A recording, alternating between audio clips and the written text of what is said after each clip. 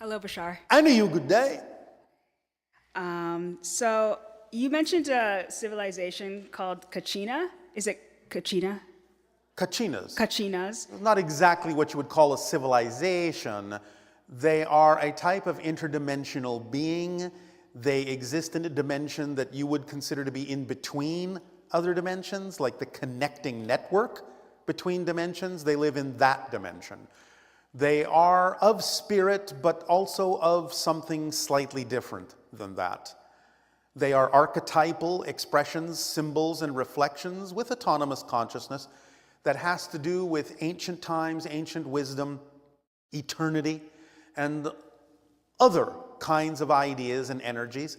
And many people can connect to them through different kinds of spiritual practices, especially those that have to do with connections to nature and the earth. So yes, what about them? Okay. Yeah, they sounded unique in the sense that you said intradimensional. So Yes. it's like the way they sit or the way they exist.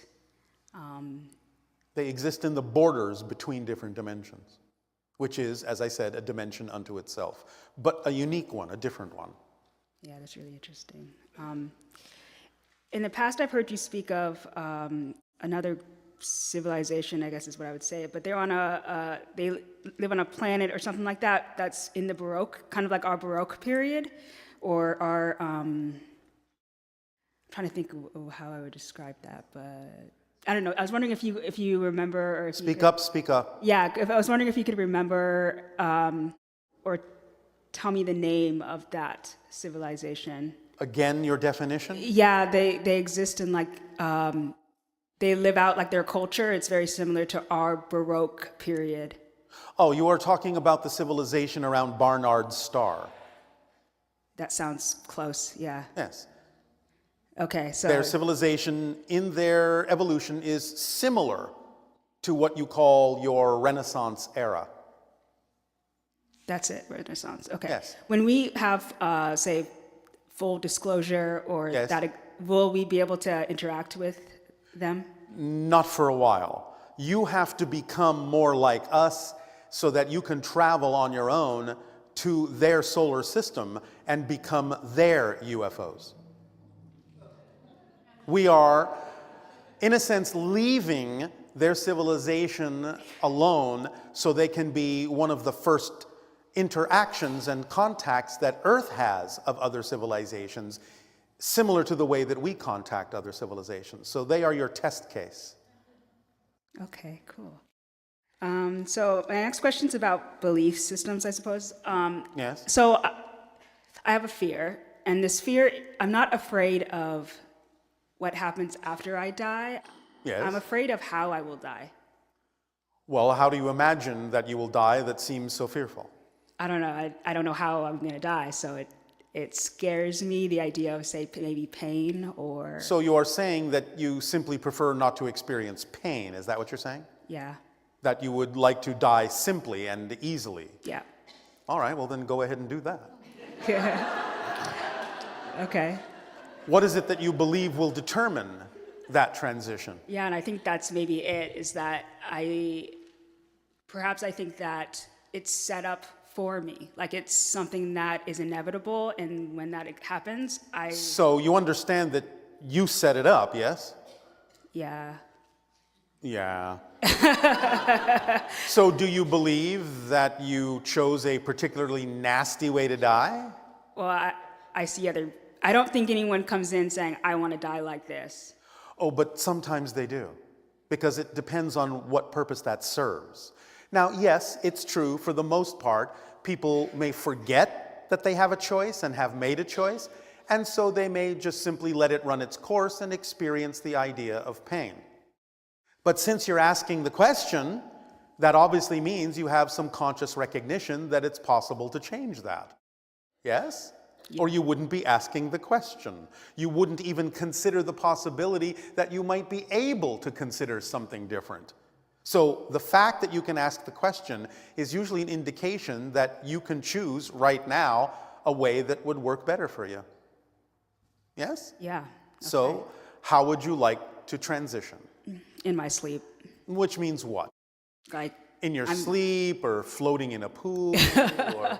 Like just peaceful, just like Yes, real all chill. right. Yeah. Well, then again, there is nothing preventing that. If you believe that it doesn't really serve you, if there's no lesson to be learned that you can't learn in life by experiencing the idea of a painful transition, then there's no need to experience it that way. Yes? And remember, in that sense, death is really just like waking up from a dream, because physical reality is a dream. You do understand that you're in spirit right now, yes? Like None of you leave spirit. That's your natural state. You are just dreaming that you've left. That's what physical reality is. A portion of your greater being in non-physical reality is pretending that it's no longer in the spirit realm. But you are there right now, the greater portion of you. And this portion that is seemingly the whole of your identity as a physical being, to the version of you that is in spirit right now, is just about the same as the size of your fingernail. That's your physical being, to the spirit that you are. Do you understand? So just like you wake up in the morning from a dream, yes? Is that painful? No. Well, then same idea.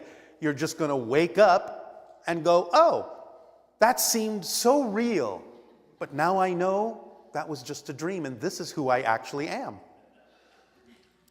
Yes? Yeah. Does that sound more preferable? Yeah. All right. Then it can be that way for you. Unless, of course, you choose to be a masochist Yeah, I'd prefer. and feel like you need to punish yourself for something at the end of your life. Is that something you believe you need? No. All right. Then there is no need to experience that. Yes? Yeah. It can be over in a blink. In fact, if you really are actually at any point in your life done, all you have to do is lie down and close your eyes and say, I'm ready to go. And then count to 10. If you can open your eyes at the end, you're not done. Because it can be that easy if you actually are done. You can just say, I'm done. Lie down, close your eyes, and go. Yes? Yeah. Is this helping? Yeah, it's helping. Oh, all right. You feel a little bit more relaxed about your death? A little bit. Yeah. If you want, we will be happy to show up at the moment of your death with pitchforks. You could show up, but maybe no pitchforks. Just, a friendly hello. But we would only do that to make you laugh. And that way you get to die laughing. There you go. That'd be cool. So our last question is, so I'm understanding that everything is choice. And I've heard you speak a lot when it comes to just how we believe, for instance, when it comes to like illness. And for me, I have, I guess, disease or dis-ease. And, it's not my preference. I mean, I really wish I could just switch to a parallel reality where Well, it's but the idea is if it's happening, there is something for you to get out of it. So when you learn the lesson of why that's there, then it will no longer need to stick around. Things only stick around when you refuse to learn the lesson of why they're happening. yeah, so maybe that's where I'm stuck. Well, it's not stuck. You're thinking that it's not important for you to investigate why that's there. But it is. It's not about changing it to something else. It's about understanding why it exists as it does and what the belief systems are within you that are generating that experience. When you use it up, it will no longer be there. It only sticks around when you don't use it for the purpose you created it, to bring your attention to something you need to pay attention to about how you're creating that kind of an experience. Find the belief systems that underlie it, realize that they don't belong to you and never did, that they're irrelevant for you, and let them go. Then you will not be diseased with yourself. So, I don't know. I understand that, I guess, on a Do you? conceptual level. I feel like that answer, I get a lot of frustration from that because I feel like there's something I'm not seeing. It's almost Yes. like it's a blind spot or something, and But it's not a blind spot. You just refuse to look there because you're afraid to look there, because the negative belief is making you believe that you shouldn't look there or something worse will happen. You need to ignore the negative belief. You need to see it as a trick, as smoke and mirrors. You need to see through the illusion that the negative belief is pushing on you because it's simply attempting to preserve itself. So there is nothing to be afraid of in looking to find out why you may have generated that experience. You'll only find some wonderful discovery about yourself that will allow you to expand. That's all you will ever find if you really, really look. There's nothing to be afraid of in looking, even though the negative belief may wish to make you believe that there is. You have to know that that's a trick. Yes? Yeah. May I ask you a question? Yeah. Do you believe you are worthy of your life? Or do you feel unworthy? I want to say I feel worthy. Say again. I want to say that I feel worthy of You this want to say that you feel worthy, life. Yeah, which means you don't, I guess so. correct? Yeah, I guess. All right, so what belief system do you have that you're holding on to that says you are not worthy of living an ecstatic life? Why do you believe that you deserve to feel unworthy? What are you afraid will happen if you allow yourself to feel completely worthy? I think I'm afraid of realizing my greatness or like my bigness. Because what do you think will happen if you do? What are you afraid will happen if you realize your greatness? I think that I'll get, like somehow I'll fail at that, or like I'll get big and doing my passion and having all this great stuff happening for me, and then the shoe's gonna drop. Well, maybe you shouldn't wear shoes then. But you understand that that's not a fact, it's just a belief. Because certainly as you live your passion, one of the things your passion does is bring your attention to things that are not your passion. But that's not a shoe dropping, that's part of the process of discovering more of your passion.